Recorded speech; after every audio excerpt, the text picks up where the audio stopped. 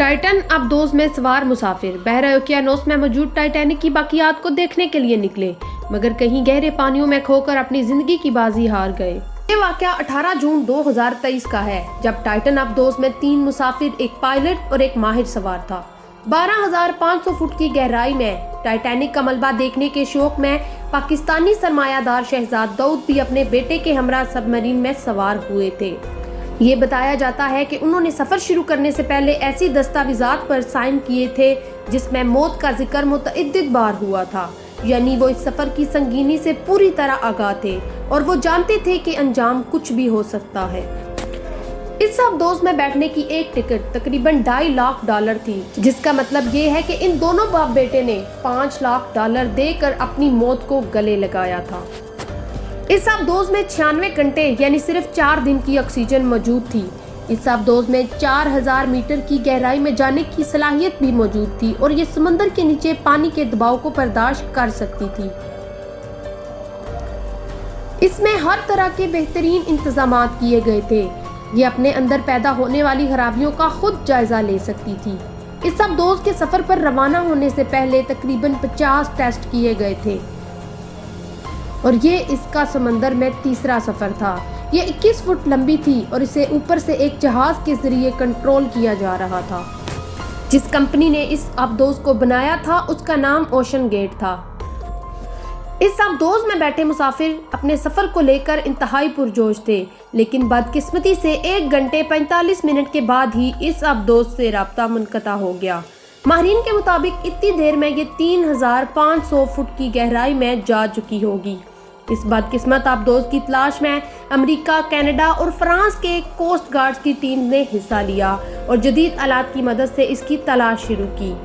पहले अमेरिकी coast guard के मुताबिक उन्होंने 10,000 मरबा किलोमीटर इलाका छान मारा, लेकिन उन्हें अबदोज़ का सुराग ना मिला। समंदर में तकरीबन 19,000 फुट गहराई में छानबीन करने वाले आलात को छोड़ा गया। बहुत सारी इमदादी कार्रवाइयाँ भी की गईं, लेकिन इस अबदोज़ का पता ना चल सका।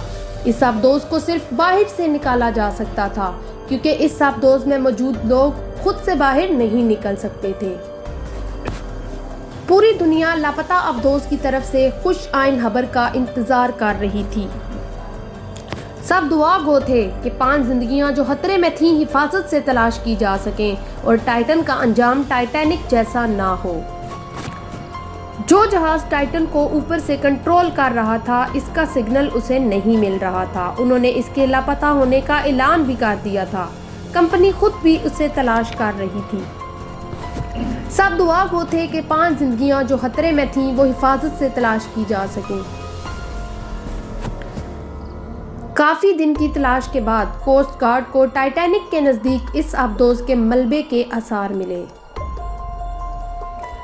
जिससे ये बात वाज़िया हो गई कि इस अबदोज़ के साथ कुछ बुरा हो चुका था। ये खबर पूरी दुनिया के लिए अफसोसकुन थी।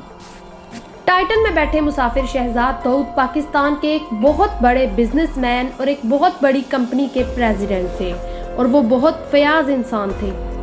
उनकी बीवी ने BBC न्यूज़ में बताया कि वो इस सफ़र के लिए बहुत पुरजोश थे।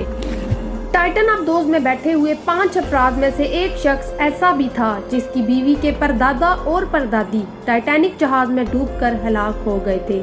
इस कंपनी के शरीक बानी ने कहा कि मुमकिना तौर पर ज़ेरे आब दबाव के बायस अबदोज़ फट गई होगी और इसमें मौजूद 5 मुसाफिर हलाक हो गए होंगे। ये वो बदनसीब मुसाफिर थे जिन्होंने इतने महंगे टिकट खरीद कर टाइटैनिक का मलबा देखने की ख्वाहिश में अपनी मौत को गले लगाया और हमेशा के लिए इस सफ़ाए हस्ती से मिट गए।